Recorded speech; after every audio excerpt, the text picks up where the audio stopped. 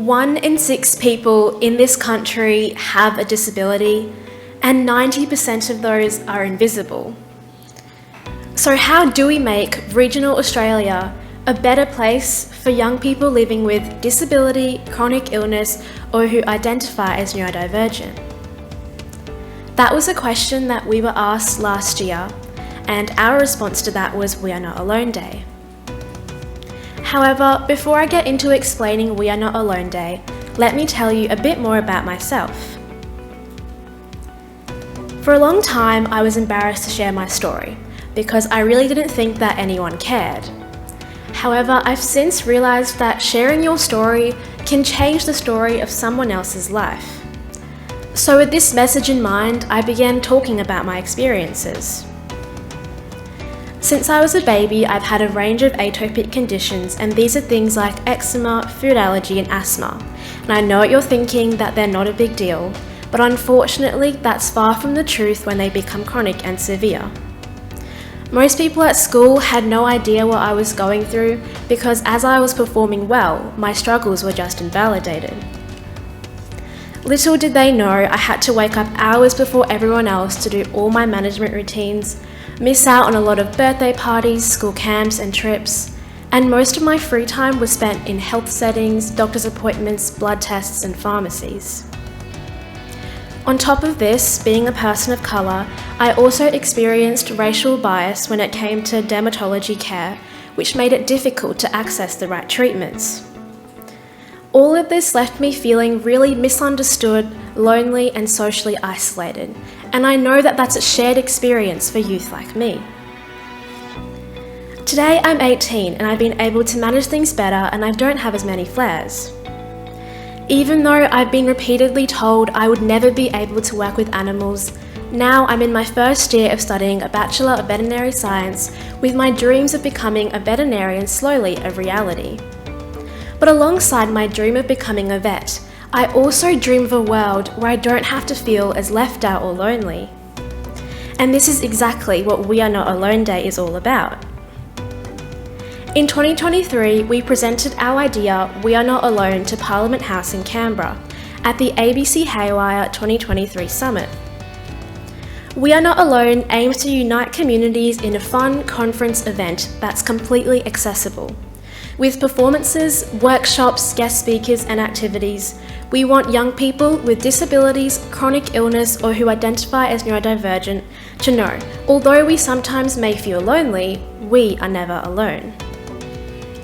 After that experience of pitching our idea to Parliament, I was filled with hope and inspiration to make this a reality in my regional community of Toowoomba. So then I embarked on a somewhat tiring process of applying to the FRRR Haywire Youth Innovation Grants, and I was really lucky to be successful in that round.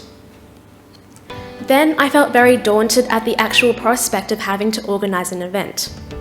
Nevertheless, I just decided to take on the challenge, embrace the setbacks, set up a local youth committee and really just push forward to hold the day. I was really happy with how the day turned out and I would like to play a short video of the day. So here it is, and hopefully it will play. We Are Not Alone is an initiative to help support and empower young people living with disability, chronic illness or who identify as neurodivergent. Hanging out with other people who are like me or not like me, but we share the experience of disability.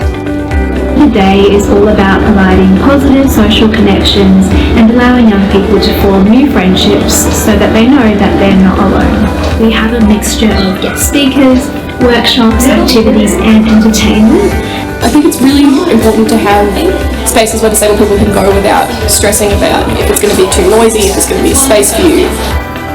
Really help create that advocacy and awareness so that we can create a better Toowoomba region for the future.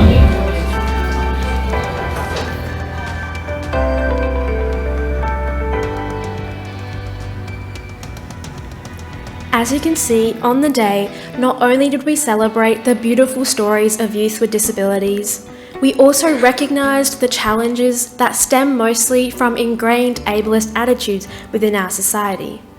On the day, we learnt 3 main things. The first one is that we need to be doing a lot better in removing barriers to ADHD and autism diagnoses, tackling casual ableism in schools, and understanding the intersectionality of identities when it comes to disability. Most importantly, we learned that we need a lot more We Are Not Alone days around the state. And this is in order to create more conversation, awareness, advocacy, and a platform that can create tangible change. The future of We Are Not Alone is all about expanding this initiative around the state. We've got plans of hosting a workshop series, more fun events, and a disability formal. Now that we've launched We Are Not Alone, the possibilities are endless, and this is where it comes down to you. We want to know, how can We Are Not Alone look like in your community or school? We're really excited to have more young people and relevant stakeholders on board, so please feel free to scan the QR code to get more information on this.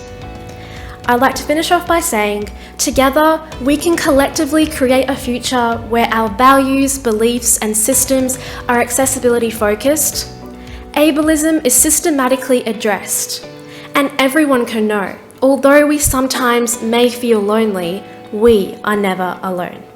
Thank you.